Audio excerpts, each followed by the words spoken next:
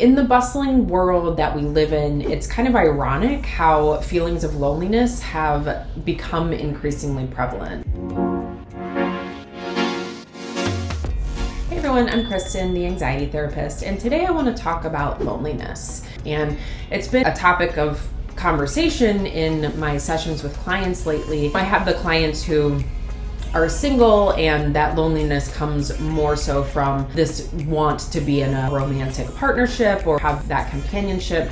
But it also happens with people who are in a partnership or married or have lots of friends or a family. So it can affect even the most socially active individuals, people of all ages, backgrounds, walks of life. It's also important to differentiate between loneliness and physically being alone or being in solitude. So when I'm talking about loneliness, I'm referring to distress or discomfort that results when there's this perceived gap between our desire for social connection and what we're actually experiencing. When we're talking about being physically alone or in solitude, these might seem like they can be used interchangeably or that they're synonymous, but they really represent two distinct concepts. Being physically alone or in solitude might describe a state in which an individual is not in the company of others, but it feels more like a choice or circumstance that doesn't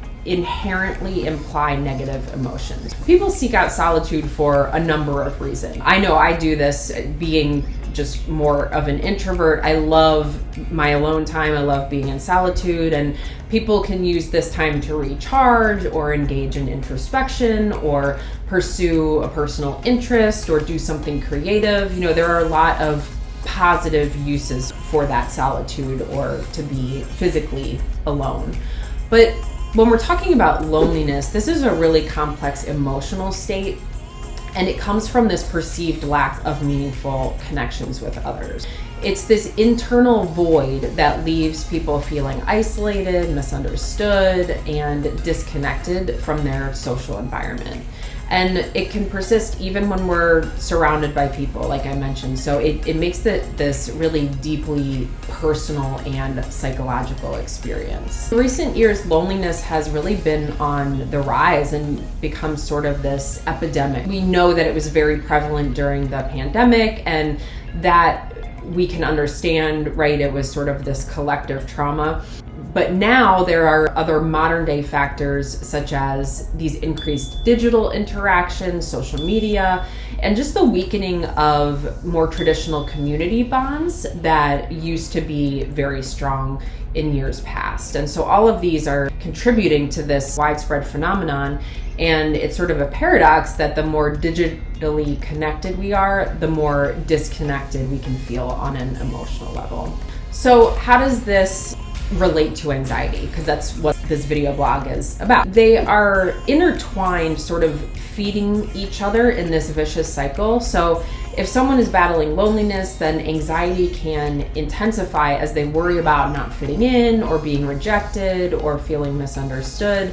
And then this heightened anxiety can make social interactions feel even more challenging and sort of lead to this self-perpetuating loop of isolation. It's important to know that people who are experiencing loneliness have this, what we call a negativity bias in evaluating social interactions. So sort of like looking through this negative lens, and lonely people are going to pick up on signs of potential rejection more quickly than others, and then think that it might be better to avoid social interaction or somehow protect themselves from it.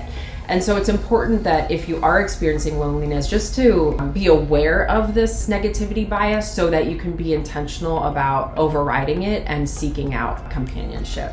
More prolonged loneliness also triggers a stress response in the body, and so we have elevated levels of cortisol, and it triggers that fight or flight mechanism that we experience with anxiety. As these anxiety levels surge, the body sort of remains in this constant state of alertness, and this can really impact our overall health and well-being and can take a toll on our immune systems. You hear about people who, they die of a broken heart, they've been married for over 50 years, and their partner passes away. they're not dying from loneliness itself, but rather the impact that loneliness has had on their bodies and their immune systems and the maybe health complications that it's contributed to. It's also important to remember that humans are social creatures, right? We are hardwired to thrive in community and interpersonal relationships. Social interaction and a sense of belonging are really crucial for mental and emotional well-being. Having these meaningful connections can really help buffer against the negative effects of loneliness and anxiety and promote more of a positive feedback loop of emotional support. Even if you do tend to be more introverted, you still need to feel that connection with people. Your group might not be super large, but you do need at least a few connections with others that feel authentic and genuine. A few ways that you can break free from loneliness and anxiety is one, to seek support. Reach out to friends, family, or support groups, talk to a therapist. Engage in genuine conversations with people that foster a sense of belonging. Go a little bit deeper than the superficial stuff that we tend to gravitate toward when we make small talk with people. We also want quality over quantity. Focus on building a few deep and meaningful relationships and really being intentional about nourishing those and fostering those rather than seeking validation through a large number of superficial connections. The first thing that comes to mind with that would be social media, right? We can get a lot of likes or comments or something on a post, but that's really a superficial connection. You need to have those deeper, more meaningful relationships.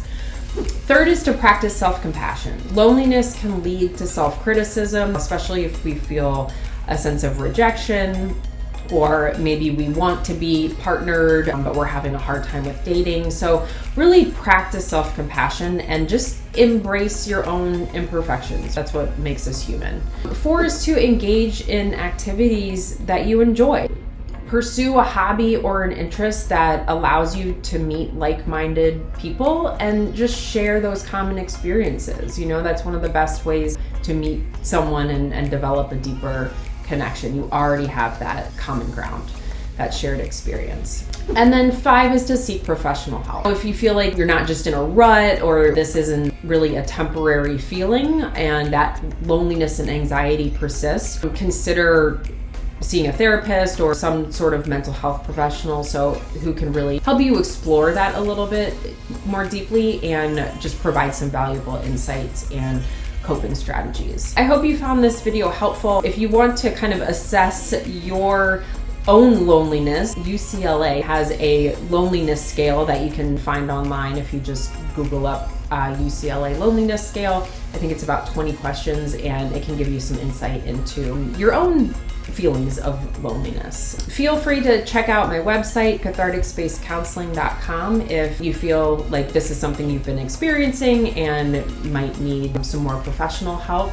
And I also have free resources on my site as well. So I hope you all have a great week and I will see you next time.